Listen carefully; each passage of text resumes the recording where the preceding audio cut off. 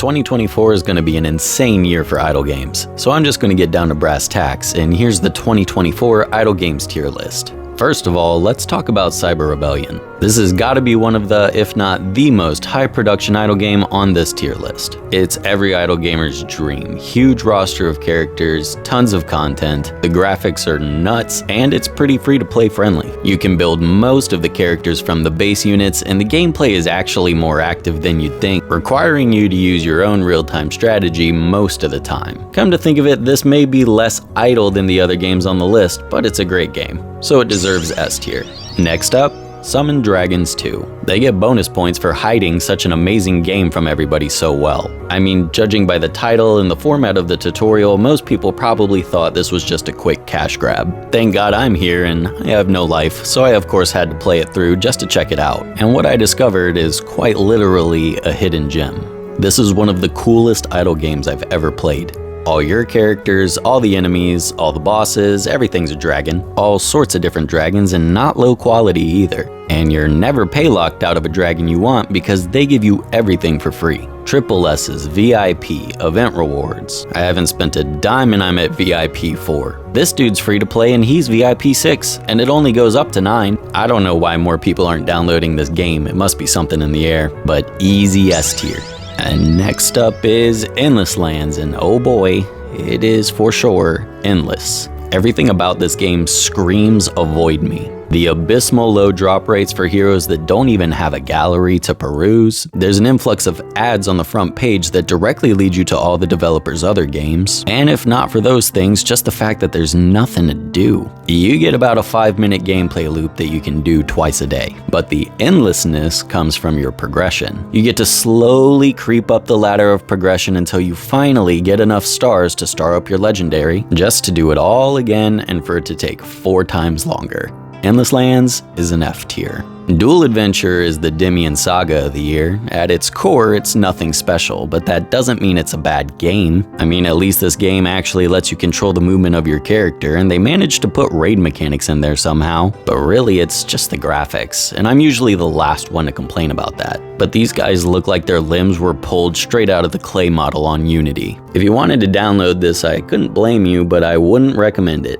D tier. War Spell, here we go. This game is fantastic. As opposed to the traditional roster of heroes, you have an additional pool of titans to pull from. You can form teams of these giant behemoths to use in guild wars. It really adds so many more layers of collectivity. This game is good. You can tell by the production value it's worth your time. If Dual Adventure's the 2024 version of Demian Saga, then War Spell's the 2024 version of Infinite Magic Raid. I actually sang the praises of this game so high, people thought I was a paid ad. But in a wild turn of events, I was not. If you don't believe me, download it yourself. Links are in the description. Besides the Titans, I'm not going to say that it has any other insanely innovative features, but this is definitely a top 3 pick for me this year.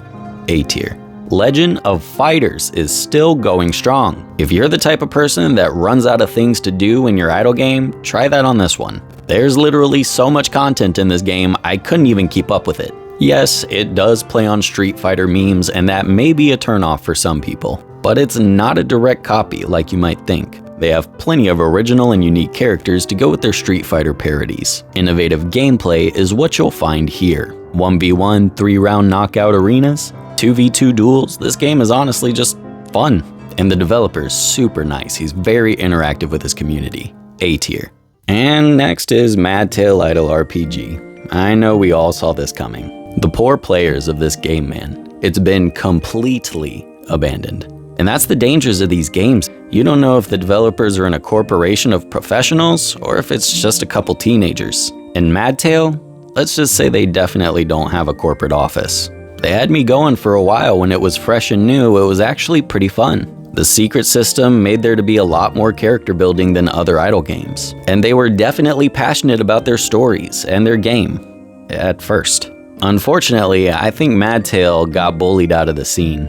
They got a little bit greedy and they kept making mistake after mistake, just enraging the fan base more and more until eventually they just disappeared. They've gone ghost on all their social medias and they called it quits on talking with their fan base at all. I guess that's the price to pay for working in this industry. Most of the players are just never satisfied. Eventually, the pressure got to them and they broke, but the game is still here. Don't get me wrong, I don't think they're taking this thing off the Play Store because it's definitely still earning them revenue. There's far too much work put into this game for them to just delete it. But if we want any future updates, we might have to send them some apology letters. C tier. And finally, last but not least, the master of last year is here to defend their title, Omni Heroes. Omni Heroes has been in S tier for as long as it came out. There's double-digit faction bonuses that give you thousands of character combinations to try out, no lacking content, you have stuff to do from the minute you wake up until you go to bed, and the community is still just as great and active as ever. Probably everyone in the world has heard of Omni Heroes by now, but if you haven't, it would be a good one to try. If I'm being honest though, it's not very beginner friendly. If you're not ready to dedicate 1,000 abilities to your memory, it might be a bit much. But that doesn't mean it can't be enjoyed by all players. By all means, give it a shot. Just be warned that the waifu gacha theme is pretty prevalent here. If you don't want your wife catching you looking at boobies, stick with Summon Dragons 2. But still an S tier. And that's gonna do it for 2024's Idle Games tier list. We still have time for more games to make their debut, so stay tuned and subscribe to make sure you don't miss any future updates. If there's a different game I forgot about that you think should have been on the list, let me know in a comment. Thanks so much for watching. If you like this video, feel free to join my Discord, but other than that, y'all, that's gonna do it for me today, and I'll see y'all later. Bye.